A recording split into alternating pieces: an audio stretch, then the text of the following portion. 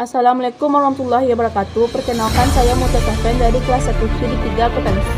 Assalamualaikum warahmatullahi wabarakatuh. Perkenalkan, saya Rinci Lala dari jurusan D3 Akuntansi kelas 1C. Assalamualaikum warahmatullahi wabarakatuh.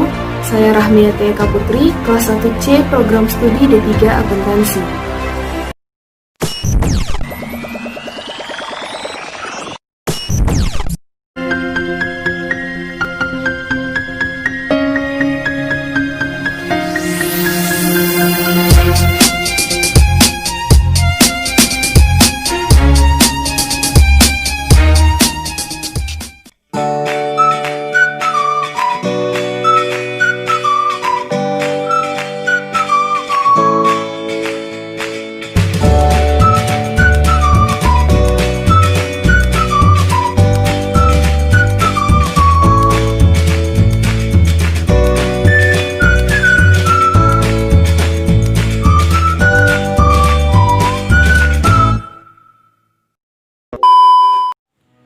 Pembahasan pertama adalah ruang lingkup dan permasalahan ekonomi. Sebelum kita lanjut ke pembahasan, kita harus mengetahui apakah arti dari ilmu ekonomi tersebut. Ilmu ekonomi adalah suatu bidang studi yang sudah lama berkembang, di mana perkembangan itu bermula sejak tahun 1776, yaitu ketika seorang ahli pemikir dan ilmu ekonomi yang berasal dari Inggris bernama Adam Smith dianggap sebagai bapak ilmu ekonomi. Ekonomi atau ekonomik berasal dari bahasa Yunani, yaitu oikos dan nomos, dapat diartikan aturan rumah tangga. Sehingga ilmu ekonomi dapat diartikan sebagai suatu ilmu yang mempelajari tentang produksi, distribusi, konsumsi, dan pelayanannya. Pembahasan pertama adalah ruang lingkup ekonomi. Ruang lingkup ekonomi terdiri dari produsen dan konsumen, di mana pada dunia ekonomi, produsen dan konsumen merupakan setiap individu yang berasal dari rumah tangga, masyarakat, dan juga perusahaan. Selanjutnya, sistem perekonomian terbagi menjadi 3. Pertama, sistem pasar bebas. Pada sistem ini, pemerintah tidak memiliki campur tangan sedikit pun terhadap perekonomian masyarakat. Kedua, sistem komando. Pada sistem ini, pemerintah memiliki campur tangan penuh terhadap perekonomian masyarakatnya. Yang ketiga, sistem campuran, memberikan kebebasan kepada masyarakat untuk memenuhi kebutuhan hidupnya, sedangkan pemerintah turut campur tangan dalam perekonomian masyarakat. Baiklah, saya akan menjelaskan sedikit tentang ekonomi mikro. Ekonomi mikro adalah cabang dari ilmu ekonomi yang menjelaskan tentang perilaku konsumen, perusahaan, dan penentuan harga pasar, dan juga kuantitas faktor input, barang, jasa yang diperjualbelikan. Ruang lingkup ekonomi terbagi menjadi 2. Pertama, interaksi di pasar barang. Pasar menjadi pertemuan antara permintaan dan penawaran. Kedua, perilaku penjual dan pembeli. Penjual dan pembeli memiliki sifat yang rasional, di mana penjual menginginkan keuntungan yang maksimal, sedangkan pembeli menginginkan kebutuhan yang maksimal. Masalah pokok yang sering muncul dalam perekonomian terbagi menjadi 3. Pertama, apakah barang dan jasa yang harus diproduksi? Kedua, bagaimanakah cara memproduksi barang dan jasa tersebut? Ketiga, untuk siapakah barang dan jasa tersebut diproduksi? Penyelesaian. Pertama, menentukan barang dan jasa apa yang harus diproduksi.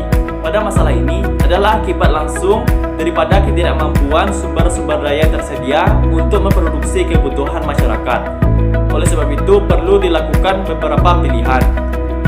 Masyarakat haruslah menentukan keinginan mana yang harus dipenuhi dan keinginan mana yang harus dikorbankan. Dengan melakukan pilihan tersebut, maka faktor produksi dapat menentukan apa jenis barang yang harus diproduksi. Kedua, menentukan cara barang diproduksi.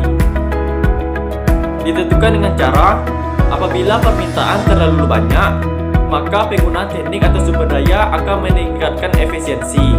Tetapi andai kata permintaan tidak terlalu banyak atau sedikit, maka penggunaan teknik atau sumber daya akan lebih sederhana dan juga akan menciptakan efisiensi yang lebih baik.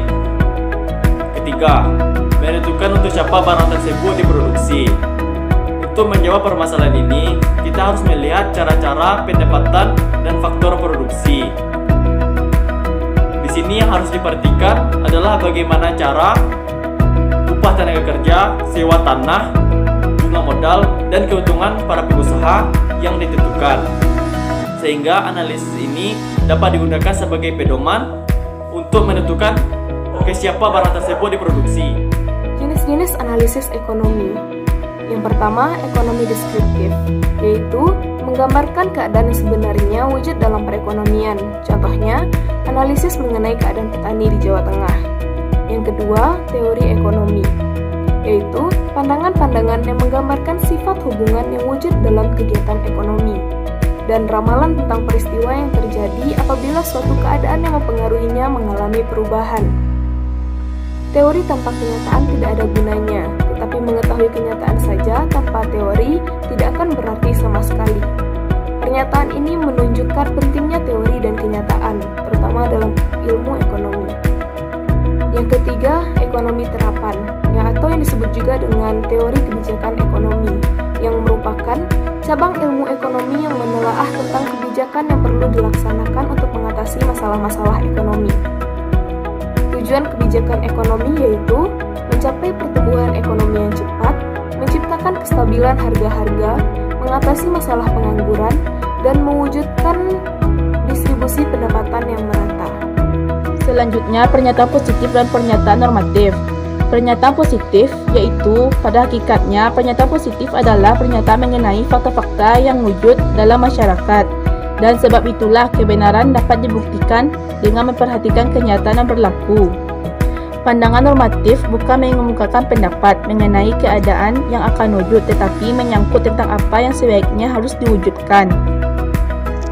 Pernyataan normatif sangat dipengaruhi oleh faktor-faktor yang tidak bersifat rasional seperti faktor kebudayaan, filsafat, dan keagamaan.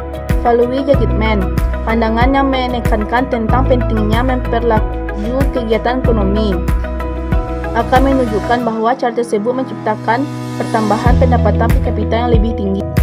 Pernyataan positif dan normatif dalam analisis ekonomi. 1. Kalau harga naik, maka permintaan barang akan berkurang. 2. Kalau permintaan terhadap barang dan jasa dalam masyarakat berkurang, maka tingkat kegiatan ekonomi akan menurun. 3. Kalau tingkat kegiatan ekonomi menurun, maka akan mengurangi investasi. Ketiga di atas merupakan contoh pernyataan positif, biasanya dijumpai dalam ilmu ekonomi deskriptif dan teori ekonomi. Pernyataan normatif dijumpai dalam ilmu ekonomi terapan atau ekonomi kebijakan. Masalah ekonomi dapat diatasi dengan beberapa cara, dan cara manakah terbaik tergantung pada value judgment.